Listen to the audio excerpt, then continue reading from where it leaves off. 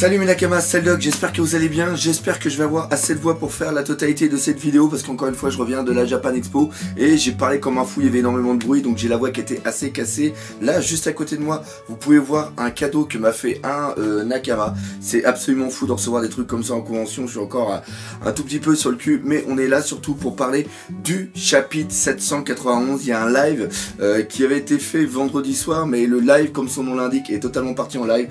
On s'est retrouvés entre amis, on avait pas mal déconné, c'est l'anniversaire en plus de Maxime qui a eu ses 20 ans, donc encore une fois Maxime, joyeux anniversaire. Donc on a eu des problèmes aussi techniques, donc on a voulu, on était vraiment parti dans l'optique pour faire ce chapitre, mais voilà, c'est la folie qui a plus prévu pas, puis en un sens c'est ça souvent qui se passe en convention. Donc je me suis dit à mon retour je vais quand même faire une critique analyse comme j'ai l'habitude de faire. Il y en a aussi beaucoup qui me l'avaient demandé pendant que j'y étais. J'avais vu des trucs hein, comme on me l'a fait remarquer, mais je ne le voyais pas justement de cette façon.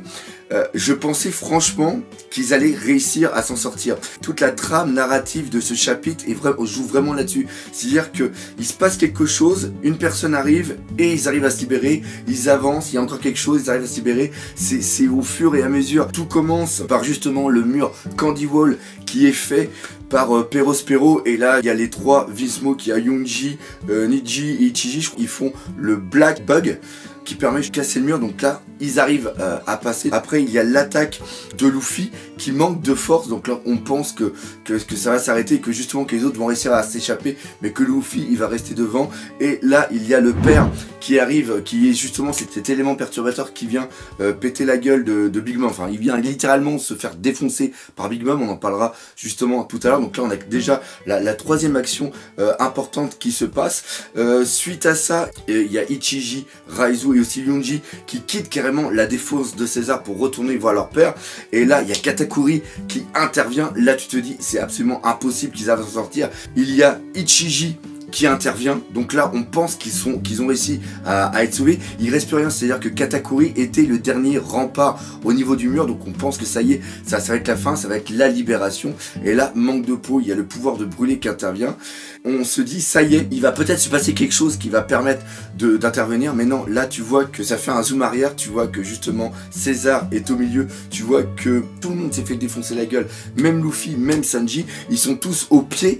Donc comme je dis, mais à part un élément extérieur qui peut venir, il n'y a rien qui peut se passer. Et si c'est à ce moment-là que intervient le Tametebaku, et là c'est la puissance, c'est la chute carrément du château qui est mis en place, le petit élément perturbateur dernier qui va permettre justement à tout le monde de s'enfuir.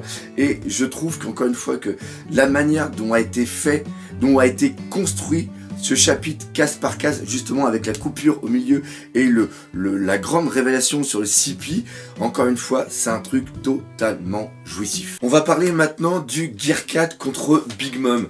Je faisais partie de ces personnes qui pensaient que justement Luffy n'a pas encore le niveau pour latter la gueule de Big Mom, et là ça a été montré vraiment par ce coup que moi aussi j'étais surpris. C'est à dire qu'il y a eu un coup en Gear 4 et après tout de suite Luffy perd sa force à travers sa bouche. Ce n'est pas Big Mom qui lui absorbe la force, c'est bien lui qui est vraiment à bout de force. D'ailleurs il le dit lui-même, il lui dit je suis crevé. Et là ce qui se passe c'est qu'il faut vraiment se remettre dans le contexte de tout ce qui s'est passé au niveau de Whole Cake Island, puis le début de cet arc. Nous, ça a duré longtemps parce que ça fait à peu près un an que ça a été mis en place, mais il faut savoir qu'au niveau de la timeline de One Piece, ça a duré seulement que 2 jours, et en 2 jours, Luffy a fait plus de trucs au niveau puissance qu'il en a fait à Dressrosa. Il est arrivé, déjà il a dû poursuivre, perdre de l'énergie à courir derrière tous les animaux pour pouvoir les prendre. Après il y a eu Crackers qui est intervenu, il y a eu le combat Crackers qui a duré quand même 11 heures. Ce n'est pas rien, c'est-à-dire que comme il l'explique justement à Dressrosa, quand il est en Gear 4, il peut plus utiliser le haki pendant 10 minutes, donc il n'arrêtait pas de courir et de revenir. Même s'il a mangé que des biscuits, donc qui ont été ramollis encore une fois par Nami. Il n'a pas eu le temps de se reposer, tout de suite est intervenu Sanji et il y a eu le combat contre Sanji. Et Sanji n'y a pas été de main morte, je dirais même qu'il n'y a pas été de pied mort. Et Luffy a accepté toutes les attaques. Je sais même pas s'il a paré les attaques avec du haki. Je ne me rappelle plus, j'ai pas eu le temps de faire exactement la recherche, mais il y en avait beaucoup. Quand on fait le parallèle un petit peu de l'explication que Luffy était plus fort que Doflamingo, on a dit oui, mais il s'est quand même fait latter la gueule contre Bellamy. Ce que Bellamy a mis dans la gueule à Luffy, c'est rien du tout comparé à ce que Sanji a mis dans la gueule à Luffy. Et Luffy, il a même perdu sa dent à ce moment-là. C'est quand même quelque chose de fou, et Luffy n'a absolument paré, dans mes souvenirs, il n'a paré aucun coup. Après, il est en prison. Après, non, ce n'est pas tout, Il est laissé sur place, un petit peu comme mort, vu qu'il avait laté la gueule à Crackers juste avant. Après, il y a le reste de l'armée de Big Mom qui est intervenu pour justement prendre Luffy. Et Luffy était en guerre 4 et il a combattu contre pas mal de personnes de l'armée, même si ce sont que des petits pions. Ils avaient énormément de puissance et il y avait encore les fils et les filles de Big Mom. Après, il a été en prison, et lorsqu'il a été libéré de la prison, il a quand même continué à combattre sur les étages pour pouvoir rejoindre Sanji. Et une fois qu'il a été à l'extérieur et qu'il a rencontré Sanji, il a seulement eu qu'un bento à manger. Vous voyez tout ce qui s'est passé, et on sait qu'il a toujours besoin, qu'il utilise énormément d'énergie, et donc qu'il doit manger pour reprendre des forces. Et même à la rigueur, une fois qu'il est avec César, il se repose pendant 2-3 heures et il mange. Il faut savoir qu'à la suite du combat contre Doflamingo, il a quand même dormi pendant 3 heures. Et donc Luffy, c'est normal qu'il soit complètement crevé. Et après, il y a aussi une chose qui est vraiment géniale, c'est-à-dire que je ne sais pas si vous avez remarqué, Big Mom, quand a fait justement le haki au niveau de ses bras, regardez bien au niveau de ses coudes, il y a exactement les mêmes marques que Luffy. Donc ça veut peut-être montrer que là on est en présence d'un haki d'un très très haut niveau. Et c'est quelque chose de fort. Et Big Mom, elle a paré le coup sans presque broncher. Et avec le flashback qu'il y a eu montrant que pendant qu'à l'âge de 5 ans, elle a quand même réussi à mettre un village en feu et à latter la gueule de géant, même encore une fois si les gens c'était des vieux, on montre bien qu'à 5 ans elle était capable de ça, donc imagine maintenant. Là malheureusement il y en a beaucoup qui sont venus me voir en convention en me disant alors maintenant ta théorie que tu fais justement sur le Gear 4 ou un futur Gear 5, qu'est-ce que tu en penses? C'était des probabilités, c'était un jeu par rapport aux chiffres parce qu'on sait que Ishiroda aime les chiffres. Franchement, là, ça va être très... Je sais pas si il peut encore avoir l'énergie pour pouvoir le mettre en place.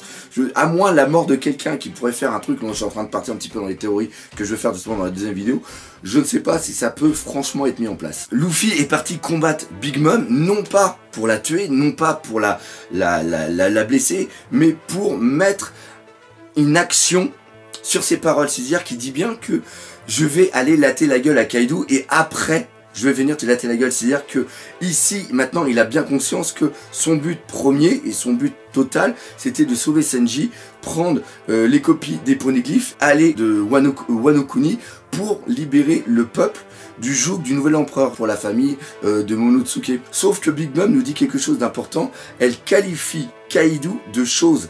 Et ça pour moi, c'est une très très grande information parce que on sait que dans le nouveau monde, putain j'ai décidément j'ai plus de voix, il y a les 4 forces au niveau des empereurs qui sont à peu près du même niveau et qui permettent d'avoir un statu quo. Mais la force est vraiment différente entre chaque empereur. C'est-à-dire que Big Mom, la force qu'elle possède, c'est la force déjà d'elle-même, mais c'est aussi la force de sa famille. Et donc pour moi, dans la force globale de tout ça, il y a 65% de la puissance de Big Mom et après 35% de la puissance qui est diversifiée par rapport à ses enfants à plus haut niveau. Kaido, là c'est carrément autre chose. Je dirais que Kaido, la puissance globale de Kaido, c'est 90% la puissance de Kaido et après le reste de son armée. Même elle, Big Mom, doit penser que Kaido, cette chose est vraiment au-dessus d'elle au niveau puissance. Et elle avait justement besoin de la force des géants pour lui donner ce petit plus pour destituer Kaido et après les autres et devenir enfin la seigneur des pirates. Alors parlons de puissance, on va parler justement d'une autre puissance qui a fait totalement pssst, c'est les Vinsmoke. Les Vinsmoke, j'y ai franchement cru au chapitre précédent, je te jure, j'y ai cru comment ils étaient badass. Même la confrontation qu'il y a à un moment entre Ichiji Et Katakuri, franchement j'ai cru qu'il pouvait lui tenir tête, sauf que ça n'a pas été le cas. On voit Papounet arriver à fond face à Big Mom avec sa lance. C'est une putain de lance. La lance, il y a une symbolique, c'est quand même la lance qui a tué Jésus. Et donc là, encore une fois, les lances au niveau symbolique, c'est quand même pas mal. Le film qu'il y a eu de Batman v Superman, quand ils veulent créer la lance avec la kryptonite au bout, encore une fois, t'as une petite référence pour tuer le dieu. Et là, de voir Papounet aller avoir cette technologie pour aller combattre carrément un monstre inhumain qu'on est en face, c'est Big Mom, la lance a pète directement. Et on voit même pas d'utilisation du high kick de Big Mom. C'est-à-dire que Big Mom elle a dit ok vas-y pénètre-moi, bim, t'as niqué. Voilà. Voilà, sans aucun jeu de mots encore une fois.